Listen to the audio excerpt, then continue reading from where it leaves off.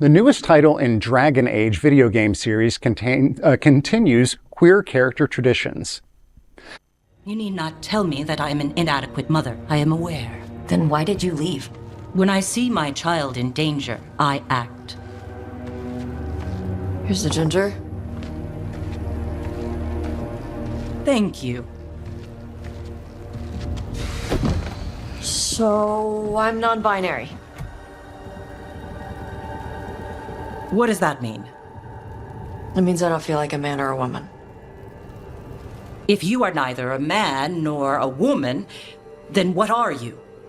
Non-binary. I just said, and I'm going to use they instead of she from now on. If this is because I have criticized your dress or your manners... It isn't!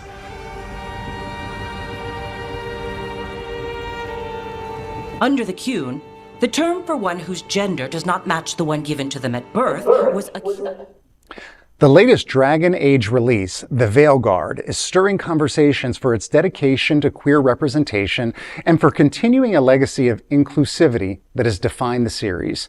Though there is a pushback from certain segments of the gaming community, LGBTQ fans are happy about it, and many critics are praising the Veilguard for remaining true to its roots. From bisexual characters in Dragon Age Origins to fan-favorite trans figures in Inquisition, BioWare has created safe spaces for queer players to explore gender and identity.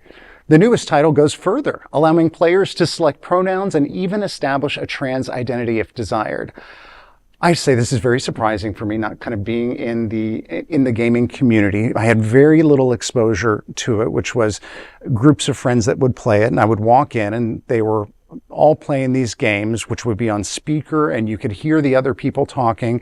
And I can't even count how many times people were using gay slurs to yell at you when when you mess something up, you F word, and like that was my only taste of it, and I have never gone back. So this just evolution of it is impressive. It's and also beautifully done. It is the gaming community is very common because when I play Halo online, I stay mute because they hear my voice. It's just like, what's this queer doing here? And like, it's not like if it was like in other video games like Star Wars Battlefront 2, I'm very good at. So I don't mind if you say that because I will still be killing you the entire time. But Halo, I'm no good at. Whereas with Dragon Age, I love that there's more queer representation. It reminds me of all the queer representation that they put in Baldur's Gate 3, which I will always get a kick out of. The YouTube trans reporter of video games. She goes by the Inquisition. And I love how her favorite thing to do in Baldur's Gate is to be a femme elf ladyboy, and she loves to pick like the top female parts that look great and the bottom bits for the guy to make her feel very complete. And I'm like, I love that. I love when video games go in that direction. And it's a good thing for more video games to have more fun and more ability to do what you want to do to your characters. And then to put them in like this, to have actual storylines, it's just been wonderful. I'm personally excited. I've never been a gamer, but maybe that'll be something that we look at to put under the Christmas tree.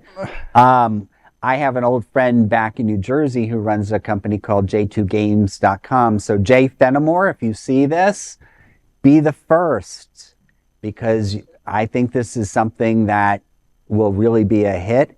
And, I'm tired of, when I think of gaming, I think of violence against women, certainly violence against humankind.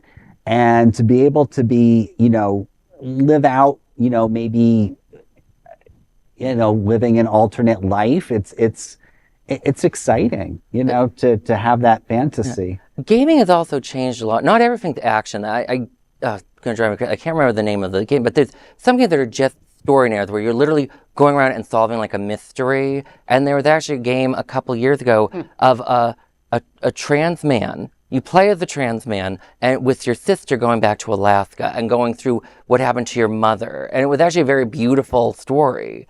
And like, there's so many other things to gaming now. I think. So there's drama gaming? Yes. Like, I think 20, 30 years from now, like the TV and games might start merging more and more. So that'll be interesting to see. Very interesting. Yeah, no. And it's funny. Now I'm having a flashback. I won't say what year it was, but I was in high school back in the day.